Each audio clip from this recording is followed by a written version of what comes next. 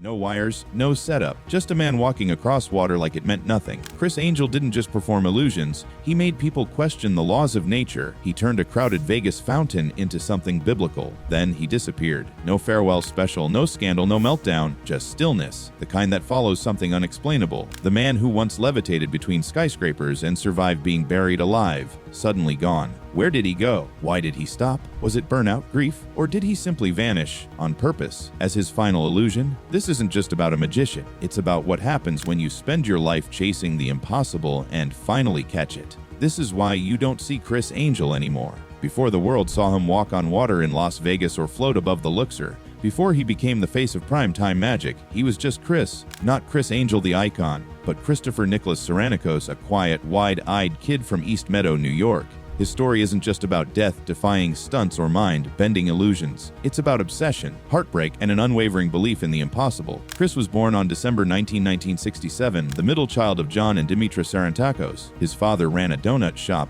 out the door before sunrise, home late at night. But he never let the grind stop him from being a devoted dad. "I had an amazing childhood, filled with love," Criss recalled. "My dad worked his tail off, getting up at 4 in the morning, but he still made time for us." The Saranicos household ran on love, tradition, and relentless hustle. But Criss's mind was always somewhere else, dreaming of the impossible. That dream took shape when he was 6. His Aunt Stella showed him a basic card trick, nothing flashy. But to Criss, it was like someone had cracked open another dimension. Something shifted. From that moment on, he wasn't just interested in magic. He was consumed by it. At 7, he was already staging magic shows in the living room, using homemade props and a kind of obsessive focus that never left him. While other kids rode bikes or played games, Criss locked in on VHS tapes of legendary illusionists. He devoured magic books, practiced until his fingers ached, and studied sleight of hand like it was a sacred craft. School, not his thing. Magic, everything. At East Meadow High School, he stayed under the radar, more focused on card control than algebra. But it paid off. At 12, he booked his first gig, a kid's birthday party. $10 in his pocket. For most kids, it would have been a fun story. For Criss, it was a spark, proof that his passion could be more than a hobby. It could be his life. From there, he chased every stage he could find, birthdays, diners, nightclubs, anywhere with a crowd. People couldn't take their eyes off him. It wasn't just the tricks. It was the way he commanded the room, the energy, the presence, the sense that something unreal was always just a second away. He didn't just do magic, he made it feel alive. But just as his career was starting to take off, life threw him a brutal curve. His father, his biggest fan, his hero, was diagnosed with stomach cancer. The doctors gave him 3 weeks. John fought for more than 3 years. Criss never left his side. He believed deeply in the mind's power over the body. "The body is a slave to the mind," he often said. Watching his father's battle changed him forever. And when John passed away in 1998, Criss was holding his hand. "When my father died in my arms," Criss said, "had such a profound effect on me that I knew right then I needed to face my own fears."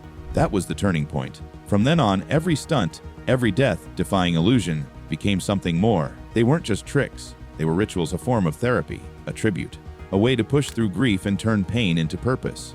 To conquer his fear of needles, he once suspended himself from a helicopter by fish hooks driven through his skin. It wasn't for shock value. It was for his father. Every extreme feat was an act of love, a promise to honor the strength John had shown. From that moment forward, Criss Angel wasn't just performing for applause. He was performing with a purpose, to prove that pain can be fuel and belief can reshape reality. In his book Mindfreak: Secret Revelations, he dedicates an entire chapter to his father, calling him the glue that held our family together. Behind the eyeliner, the black clothes, and the explosions, there's still that same boy from East Meadow, the one who fell in love with a card trick at 6 years old, and who learned to turn heartbreak into something extraordinary. "One of the most gratifying things I get as an artist," Criss once said, "is when people tell me they watch me push through the impossible and they feel like they can face their own fears. That's the real magic. Not just escape, but inspiration." Criss Angel's journey isn't just about a magician. It's about a son who took grief and turned it into greatness. And in doing so, reminded the world that real magic doesn't come from smoke and mirrors. It comes from faith in yourself, in your purpose, and in the power to rise, even when everything inside you wants to fall. Everything Criss Angel became, the illusions, the escape, the spectacle, was born from a place of love and loss. Behind the eyeliner, the motorcycles, and the fireballs was still that same kid from East Meadow, practicing in his bedroom, chasing something bigger than fame. He wasn't performing just to amaze. He was performing to heal.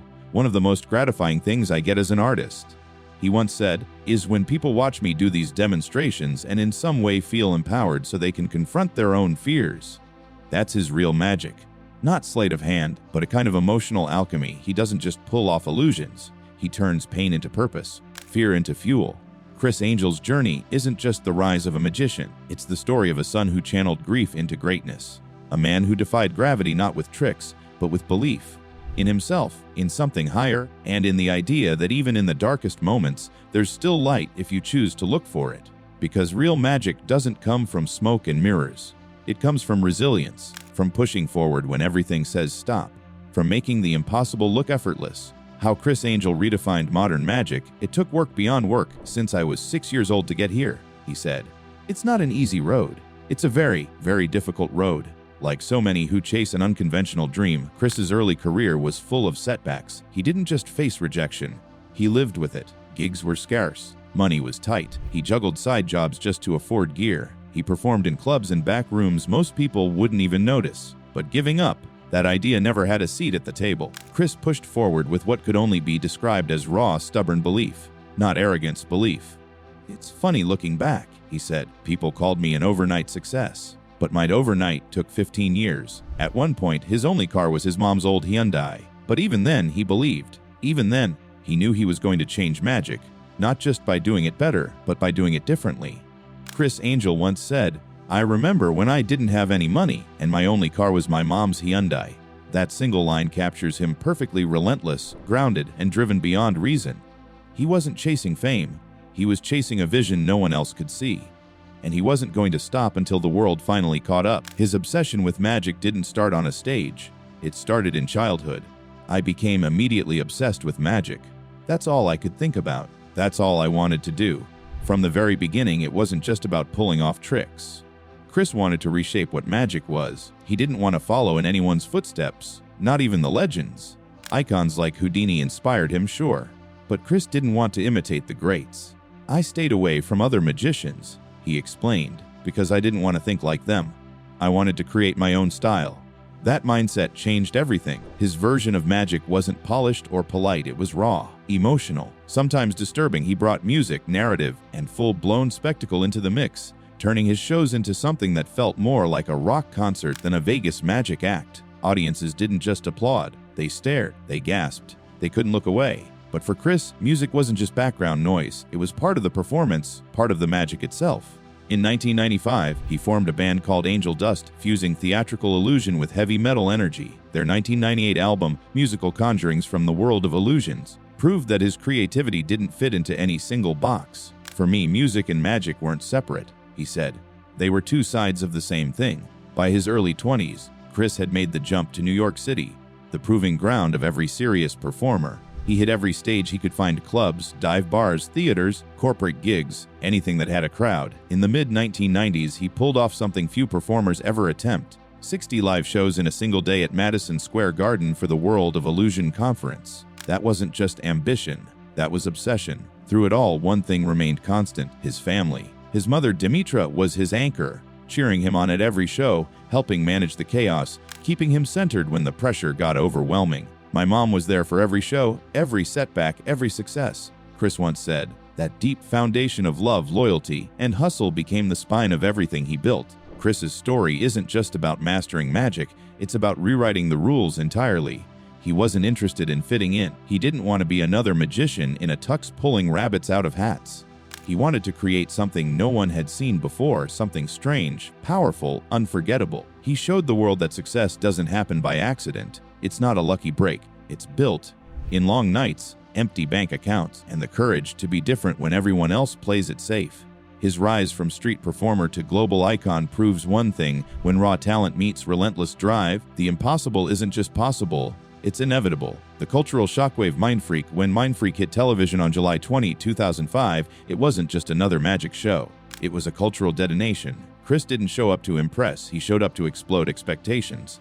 Every episode was an adrenaline rush, part street magic, part death-defying stunt show, part gothic fever dream. From the very first scene, Mindfreak threw out the magician's playbook. No top hats, no doves, No cheesy stage assistance. Instead, Criss levitated between Vegas skyscrapers. He walked on water. He hung from helicopters by hooks pierced through his back. He wasn't hiding behind illusions. He was living them. Each episode was built around one central feeling: you might not survive this, and neither might he. That blend of shock, awe, and real physical risk became the soul of the show. But Mindfreak didn't appear out of nowhere. By the early 2000s, Criss had already built a name in the underground magic world. He was known for his extreme style, rock and roll showmanship, and obsessive attention to detail. That reputation reached the XX at A&E, and they handed him the keys to his own show. He ran with it. Full throttle. Season 1 launched with 15 episodes that pushed every boundary. Viewers couldn't believe what they were seeing, and they couldn't look away. One of the most infamous moments, the body suspension. Criss literally hung from a helicopter by hooks driven through his back, hundreds of feet above the desert floor. It wasn't a trick.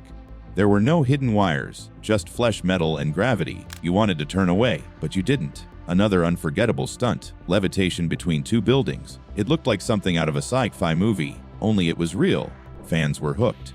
Mindfreak became one of A&E's biggest hits, and Criss became a household name. But what made Mindfreak stand out wasn't just the stunts, it was the style, the edge, the intensity, the vulnerability. It felt less like a TV show and more like watching someone work through their pain in real time.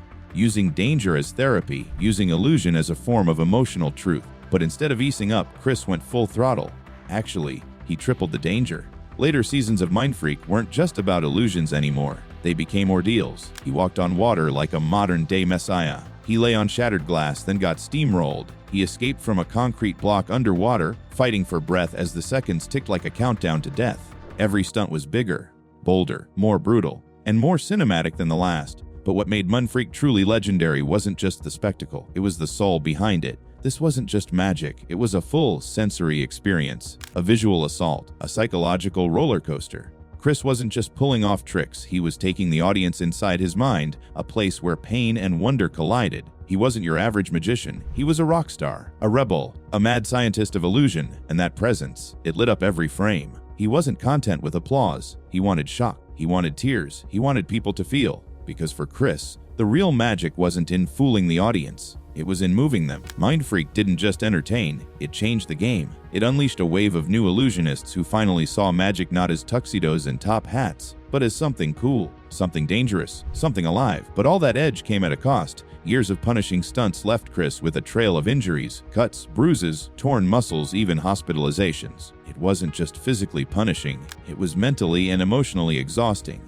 And the pressure never let up. Traditional magicians, many of them scoffed. They accused him of being all shock, no substance, of choosing spectacle over skill, of crossing lines that should never be crossed. But Criss didn't flinch. He never wanted to fit in. He wanted to shatter the mold. Magic has to evolve, he once said.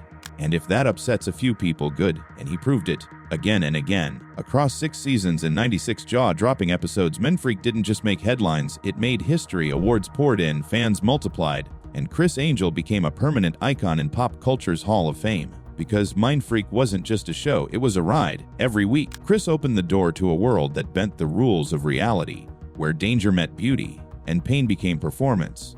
You weren't just watching tricks, you were witnessing willpower, artistry, madness, and soul. In the end, Mindfreak was never about showing off, it was about showing us that the impossible could feel real, even just for a moment. Criss didn't just revive magic, he redefined it. Forget rabbits and cards. Think helicopters, think skyscrapers. Think of a man hanging between them, bleeding and brilliant, daring gravity to let go. That's Mindfreak, that's Criss Angel. That's what it means to take the impossible and make it real. Each stunt pushed his mind and body to extremes. But even the world's most daring illusionist isn't invincible. The constant physical strain, the brutal schedule, and the creative exhaustion finally caught up. So instead of waiting to burn out, Criss did what few in showbiz ever do. He walked away at his peak. He wasn't done with magic, he just knew it was time to evolve, to take his craft somewhere even bigger. And what's bigger than Mindfreak? Las Vegas, the city of endless lights, impossible dreams, and reinvention. If Mindfreak made him famous, Vegas would make him immortal. Criss partnered with Cirque du Soleil, the legendary performance company, to create Believe, an audacious blend of Criss's high-octane illusions and Cirque's world-class acrobatics and storytelling. It premiered at the Luxor Hotel and Casino, and on paper, it was destined to be a masterpiece. But when Believe debuted in 2008, the reaction was far from magical. Critics ripped it apart, calling it confusing and hollow. audiences weren't sure what they were watching. It was too polished, too theatrical, and lacked the gritty edge that made Mindfreak a phenomenon. For Criss, it was devastating. Years of preparation, millions in production, and his biggest dream, and it just wasn't working. But giving up has never been in his vocabulary.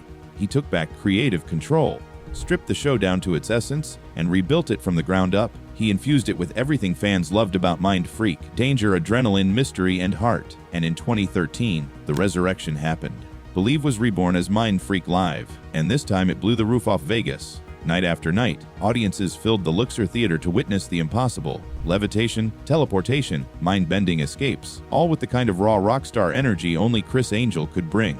Critics who once mocked the show now praised it as one of the most electrifying performances on the strip.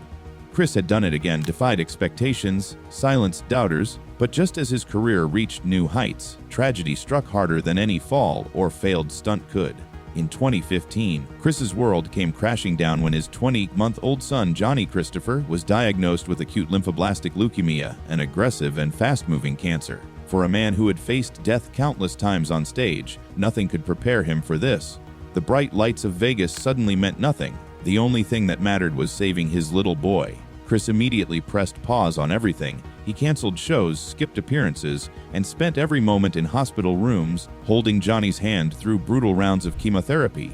He described that period as the darkest time of his life. Sleepless nights, endless fear, and a pain no illusion could hide. He later revealed that's what happened the first time he went into remission.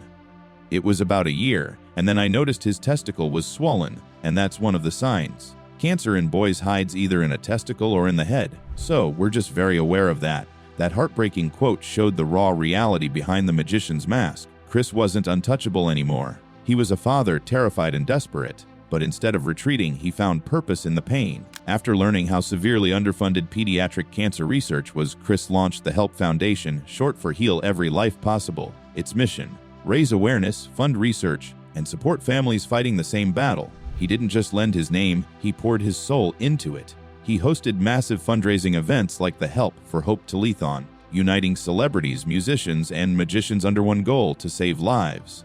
And in his shows, he began weaving in emotional moments that highlighted the fight against childhood cancer, giving audiences a glimpse of the man behind the magic, a father channeling grief into hope. Fans connected deeply with this new side of Criss. They saw not just the illusionist, but the human being, vulnerable, determined, and compassionate. Then, after years of treatment, came a miracle. Johnny's condition began to improve. The road was long and uncertain, but remission brought light back into their world. Against impossible odds, his little boy fought through. A real-life triumph that no trick could ever replicate. Criss often says his greatest magic trick wasn't walking on water or levitating. It was turning unimaginable pain into purpose. He transformed personal tragedy into a mission that would outlive any stage show. By the late 2010s, Criss had become more than just a performer. He was a symbol of resilience, a man who turned heartbreak into healing. Mindfreak Live went on to become one of the longest-running illusion shows in Las Vegas history, cementing his status as one of the greatest magicians of his generation. But beyond the awards and applause, his legacy is something much deeper. Mindfreak was never just a show. It was a mindset, a belief that boundaries can be broken, pain can be transformed, and the impossible can be achieved. Criss Angel embodies that spirit. His story reminds us that even the flashiest careers hide real struggles. And sometimes the most powerful magic doesn't happen under spotlights. It happens in the quiet moments of love, courage, and survival. Because when the lights dim and the curtain falls, the true illusion isn't escaping danger, it's showing the world that even through darkness, hope still shines. His unbreakable spirit. They say magic is all about illusion, smoke, mirrors, and misdirection. But for Criss Angel, it turned into something way deeper. Magic wasn't just a show for him. It became his armor, his therapy, his way of surviving. What most people couldn't even imagine.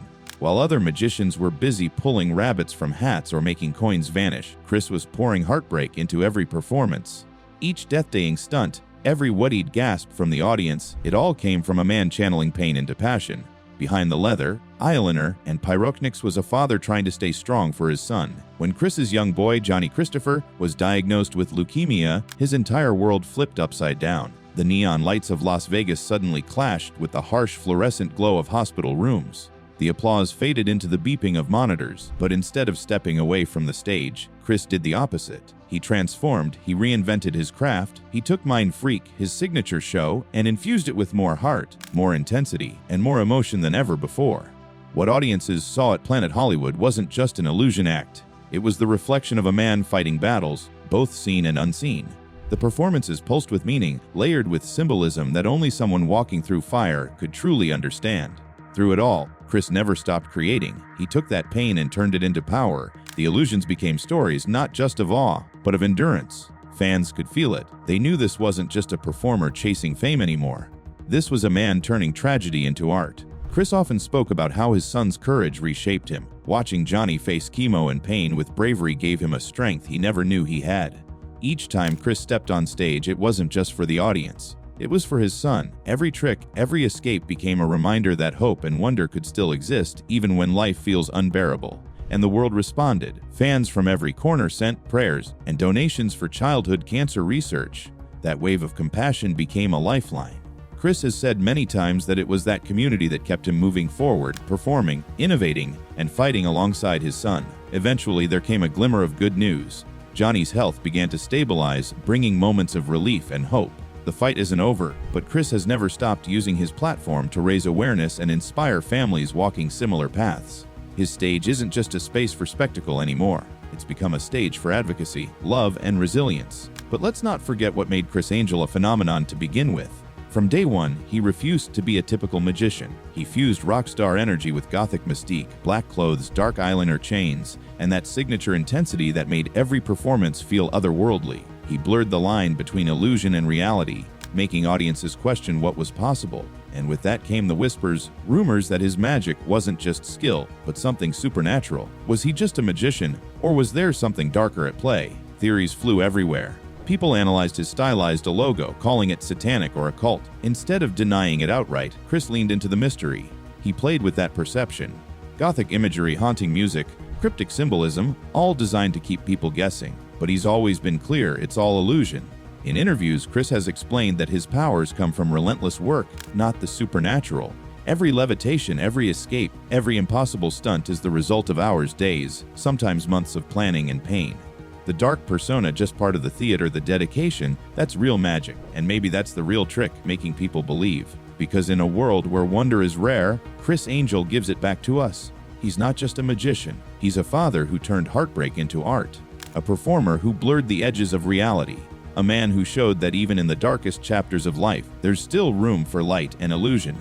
So whether you think his brilliance comes from sheer discipline or something more mysterious, one thing's for sure, Criss Angel's story is unforgettable.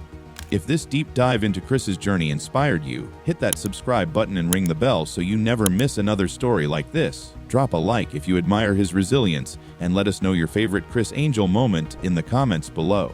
Thanks for watching, and remember, the greatest magic isn't just what you see on stage.